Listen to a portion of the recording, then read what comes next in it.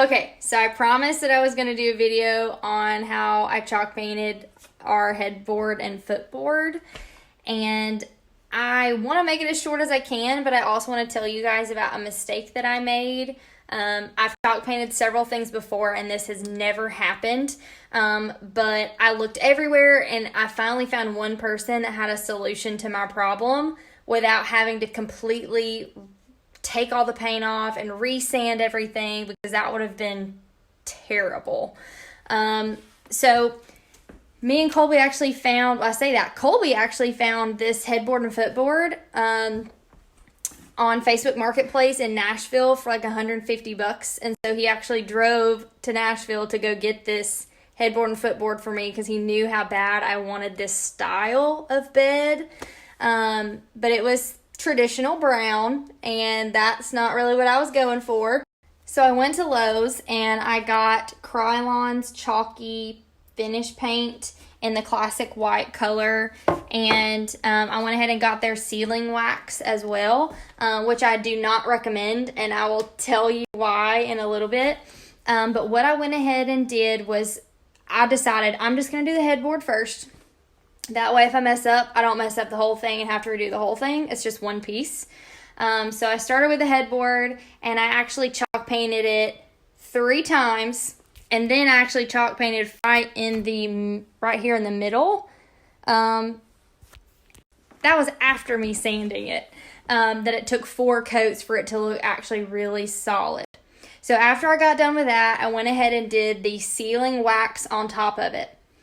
The next day I go out, and there were orange streaks throughout the entire thing.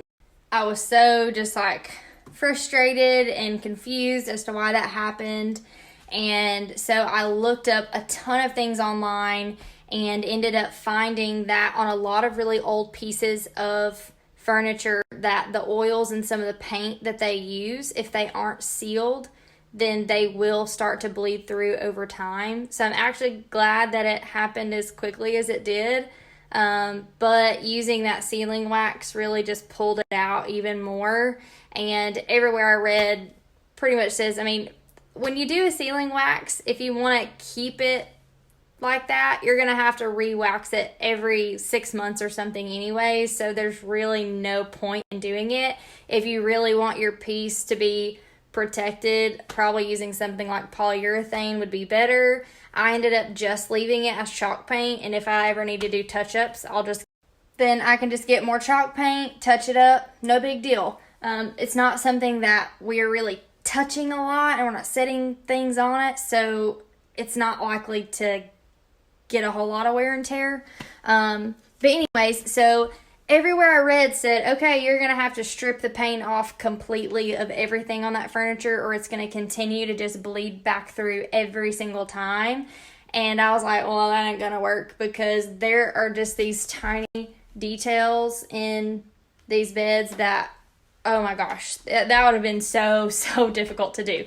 So anyways, this one random comment and this one random article, I saw this person said to use bonding primer, and I already had some.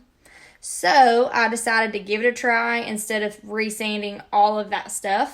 Yeah, so I ended up doing 2 coats of chalk paint after the bonding primer, but ultimately for the side railings, the posts, and the footboard, I only had to do 3 coats of paint, including that bonding primer. So I would 100% recommend just going straight to that and skipping sanding if you can, because sanding is very hard to do, especially when you have a lot of detail. So I'm really happy with our bed. We, paid $150 and then the cost of paint, and I absolutely love it. It turned out exactly what I was wanting. If y'all have any questions, if you're having projects you have trouble with, just let me know, but hopefully all this information helps.